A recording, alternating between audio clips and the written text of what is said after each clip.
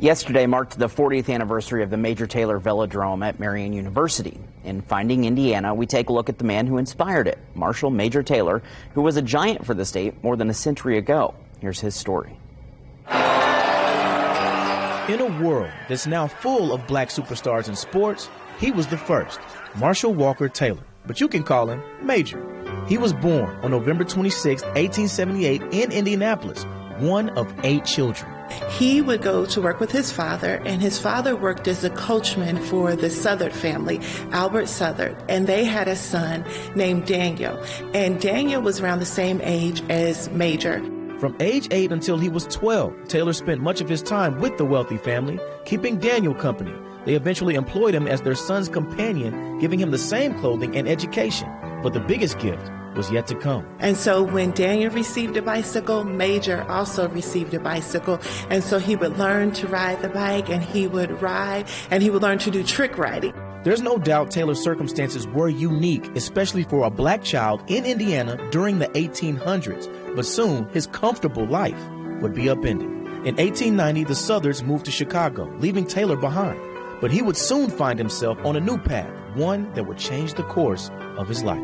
He would also work at a local bicycle shop, the Hay and Willits Bicycle Shop. Mr. Hay was so impressed by Taylor, he offered him a new job, paying $6 a week and a $35 bicycle, hoping that his talents would allure more customers to his store. Every day at 4 p.m., Taylor would perform stunts in a military uniform in front of the store, which earned him the nickname Major. And with a push from Mr. Hay, he entered his first race at 13 and won. By 15, he was smashing records in amateur contests across the state. By 1898, he had already set 7 world records. By 1899, he had won the World 1 Mile in Montreal, Canada, and he was also a sprint champion that year. Taylor's journey was picking up speed after gaining the attention of former cycling champion Louis Bertie Munger, who believed heavily in Taylor's racing ability.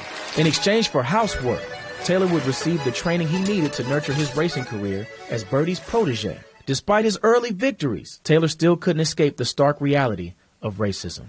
There were many cyclists who had difficulties racing against him, both from the speed factor and then also from the race. He had many difficulties where cyclists would actually cause physical harm. There was at one point that he was choked nearly unconscious, another point where he was elbowed. Despite that, he became the sport's top athlete and in popular demand.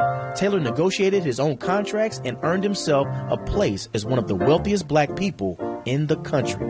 Racing promoters from overseas were taking notice. He would then leave the United States and experience and race in many places around the world, becoming an international superstar. Taylor's winning streak would continue from 1901 to 1904. He eventually retired in 1910 at 32 years old. After various deaths and serious illnesses, he lost most of his fortune in the 1920s. 2 years before his death, he wrote and self-published his autobiography, The Fastest Bicycle Rider in the World. Taylor died in 1932. He was 53. Impoverished and buried in an unmarked grave, a group of pro-bike racers donated money to have Taylor's body buried properly. During the 1980s, Indianapolis honored its hometown hero with the completion of the Major Taylor Velodrome at Marian University, honoring the man who blazed his own trail.